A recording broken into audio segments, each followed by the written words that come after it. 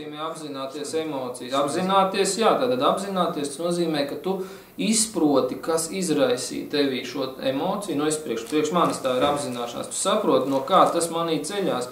Tad tas ceļās no tā, kad man tur kaut kas apbižoja. Kāpēc es tā reaģēju uz to, kas apbižoja? Tātad es tā reaģēju, jo mani bērnībā tā kāds ir audzinājuši. Kāpēc man tā ir jāaudzinājuši? Un tā, to es uztveru par emocijas apzināšanos, ja, kad apzinātu savas emocijas. Ja tu vienkārši ļauj vaļu emocijām, tur jūtām un visam pārējiem, tas var to darīt, protams, bet dzīvē rezultātus tu nekādus īpašos neiegūs, man liekas. Tas tāds ļaušanās pašplūsmai, jo to, kā es teicu, ir vīrišķais, sievišķais pirmsākums, viņi pilnīgi pretēji ir. Ja mēs sevi uzskatām par vīriešiem, mums ir jāizkop sevi vīrišķais pamats.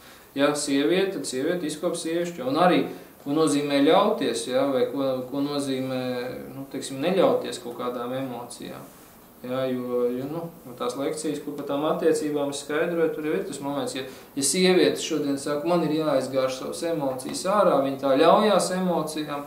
Protams, ir labāk, priekš viņas ir labāk izgāzt tās emocijas, jo viņi varbūt nesaslims fiziski ar kaut ko, ja viņi izgāzīs, bet saslims viņas bērni, saslims vīrs, saslims vispārēji, uz ko viņi gāzīs tās emocijas ārā. Ja, tad viņi ļaujās emocijām vienkārši. Jautājums, vai tev vajag sievu, kura tev regulāri un tavus bērnus padarīs slimus dzīvē? Vai tu varbūt gribi atrast sievu, kura tādu nepadarīs tev, kura neļausies regulāri emocijām, kad viņai ienāks prātā? Un ko nozīmē neļauties emocijām? Tas nozīmē transformēt viņu jūtās. Sieviete, kas mīl gan vīru, gan bērnus, viņa nekad neļausies emocijām.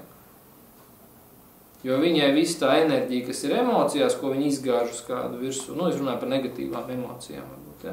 Viņai nav tur enerģijas, ja viss aiziet caur jūtām, un viņa caur savu rīcību, attieksmi, visu pauž savās jūtās. Pret vīru, pret bērniem, pret visu pārējo. Ja? Tātad viņa nemīl ne vīru, ne bērnu, jo viņa atļaujas gāzt emocijas virsū. Tā mīlestības tēma ir šodien tik sačakarēta, ka neviens vairs īsti nesaprot, kas ir mīlestība, kas ir jūtas, kas ir emocijas. Un viss tur putro vienā katliņā kopā un tā kā savus trūkumus sauc par mīlestību, ja? Savus nepilnības dzīvē.